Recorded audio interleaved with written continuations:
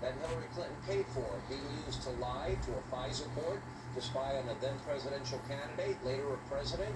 What about the high-ranking DOJ officials that signed what was, says at the top of a FISA warrant, verified, but they signed their name to something that was unverifiable and has now been completely debunked, and claimed before judges that it was verified? It wasn't. And then there's Joe Biden on tape, the real quid pro quo, bragging that he withheld $1 billion taxpayer dollars. You have 6 hours to fire a Ukrainian prosecutor who he turns out was investigating his son Hunter, who was being paid millions of dollars with no experience at all whatsoever. Hunter lies on a gun application. What happened to Hunter? Nothing. What if it was Don Jr.? What if it was Eric Trump?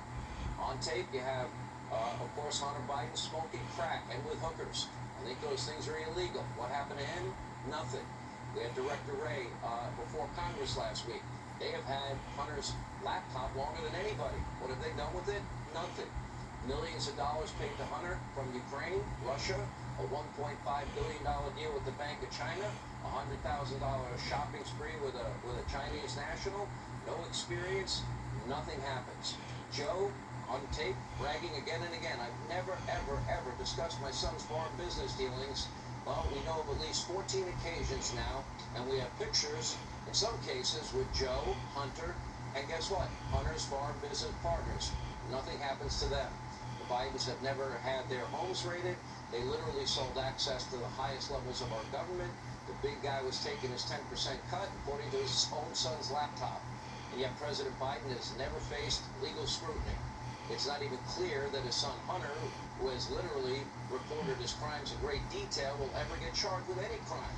No raid to his house. But if your last name is Roger Stone, or if your name is Paul Manafort, you got a pre-dawn raid, guns drawn, FBI SWAT team pointing guns in your face. A process crime. And CNN cameras to boot. They just happen to be there at 5:30 a.m. to film it all. If you're Peter Navarro, you get put in handcuffs and leg shackles and hauled away from an airport for a charge of a misdemeanor. We saw the same heavy-handed tactics with General Flynn, Carter Page, Paul Manafort, pre-dawn raid, guns drawn, and so many others. Make no mistake, if you're associated with Donald Trump in any way, you better cross all your I's and dot all your T's, because they're coming for you with the full force of the federal government. They will break down your front door, they will spy on your texts and your phone calls, they will charge you with every process crime in the book, they'll throw you in leg chains and handcuffs, and they'll stick guns in your face at 5:30 in the morning just to send a message. Why doesn't this ever happen to a Democrat? Equal justice under the law, is it dead? Equal application of our laws, is that dead?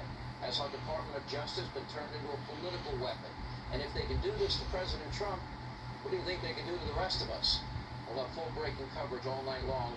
Here now with more. Fox News legal analyst Greg Jarrett, Harvard Law professor Alan Dershowitz is with us. Greg, we'll start with you.